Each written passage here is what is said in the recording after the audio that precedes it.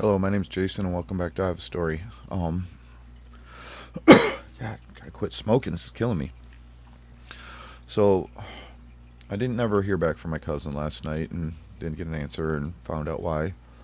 This is an update on my cousin's daughter, who's in the hospital right now, and doctors tried rushing her home so she could be home for Thanksgiving because that's what we worry about: what feels good, not what's right and wrong in this country anymore. So, this country has become so soft and so weak that we don't understand anymore that it takes tough people to make the tough decisions, to do the right things and not just feel good, because it feels good to snort a line of coke, but the aftermath doesn't, does it? That's no different. It's no different than any other aspect in life. So you got to make those tough decisions to do the hard things that are doing it because it's the right thing to do, not just because we all want to feel good. I think I might start a series called This Feel Good World, and how much of it I see. It don't feel good when you want to send somebody home early so they can go be with their family. The reason I didn't get a call back from my cousin last night is because her daughter coded and died. Doctors were able to resuscitate her and bring her back to life.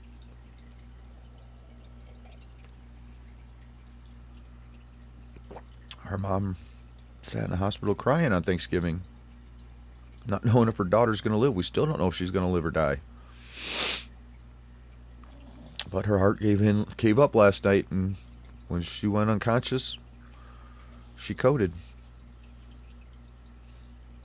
I don't even quite understand why it came all the way to the point, and doctors weren't specifically monitoring her and let it go all the way to the point where she had turned blue and died before they ever even came into the room and did anything. I mean, the monitors, I know, got to be reading something, even some sort of indications, right? I would think so.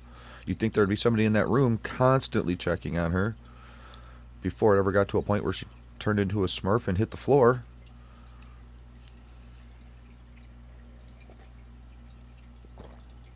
I'm tired of this medical industry being such a joke. It is such a joke. It's like a bunch of children with scalpels in their hand don't know what they're doing. And yet,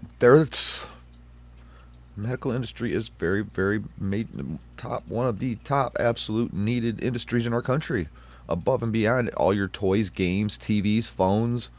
Seems to be that's where everybody wants to put their money and their brain power at, is entertainment. Got nothing but a world full of adult children anymore. Please me, make me feel good, make me happy. Oh wait, people die. Now we don't even know how to handle that because we become so soft and weak. We don't know how to handle anything anymore. I see my country just falling to pieces. And people don't care. They just want to be pleased. Please me, please me, please me. So that was the happy Thanksgiving that my cousin and our family got. Was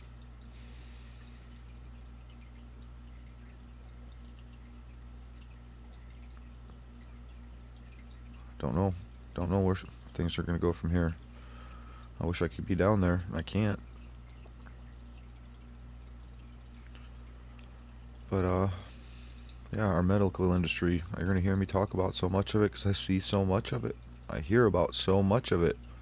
If I ever make it somewhere on here, I'm sure more and more people can speak an awful lot about it.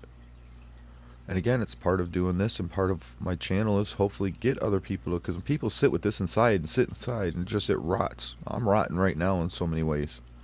And I'm really, really suffering. But my prayers go out to Kiana. I pray to God she makes it through this and everything's going to be okay. Obviously, she's going to suffer a lifelong struggles because of this. Something my cousin just said, that when I was talking to her, when she was talking to one of the doctors last night, the doctor asked her, why didn't they do these procedures when she was a baby? If they would have done it when she was a baby, she wouldn't have all these problems now. Now, I do have to say she's 23 years old. 23 years ago, technology may not have been there. I don't know. I can't speak for that in that department.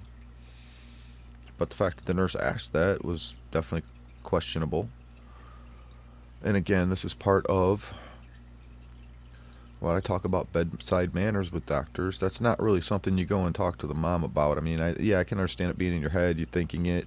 Saying it does not do anything positive other than make the mother even more upset. So these doctors and the bedside manners are something I'm going to talk a lot about too, because I've had some that were just absolutely horrendous, horrible. You can't be a doctor. And I even got one doctor fired because her bedside manner was so bad to me. I've had several nurses, and I'm going to be talking more about these nurses that I know as a factor on drugs, doing cocaine, drinking, smoking weed. People that I personally have known firsthand in my life and witnessed it. Even had a nurse that is a nurse in an elderly home that I had to go and pick up because she was so coked up and drunk that she couldn't stand up, and we had to carry her out the back door and sneak her out of there. Yeah, shame on me. Should have never done that. Why I had to get out of there and away from all those people, because I don't know what to do anymore, and I'm tired of it. I'm on just live free and away from it all. But we have a system that supports it and just keeps supporting it, and that's why chaos is pursuing, because they have more power than we do.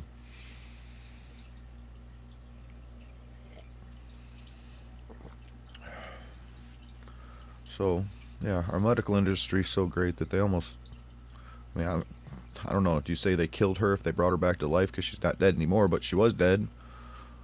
We're going to kill a 23-year-old sweet woman so that we can hurry up and try to get her home for Thanksgiving early and rush through, again, something severe, like a heart condition. When she's done with this, she talked to her daughter, she said, I don't want this doctor anymore. I don't want this doctor anymore. They already have switched practices because of the doctors they had before and how horrible it was. People really need to understand that our medical industry is horrendous, and that you need to educate yourself and learn, especially if you have something severe, as much as you can about your own conditions. Or seeking, maybe we need to start having medical advocates out there, because it don't seem like our doctors have it. It don't seem like our PCPs have it. It is so hard to find it. I've learned it because I've been through so much of it and seen so much of it and helped other people through so much of it that it's just become unreal in my eyes. I know you're hungry. I don't know if you can hear my stomach growling like crazy. I didn't eat yesterday, and happy Thanksgiving, happy birthday. I didn't even eat. So, yeah, please prayers go out for Kiana. What these doctors have done and her whole condition and everything all the way around, it's a terrible situation. And again, holiday season, and this family's really struggling. So,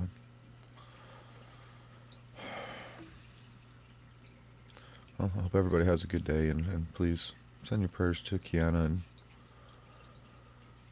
hopefully she has a future left.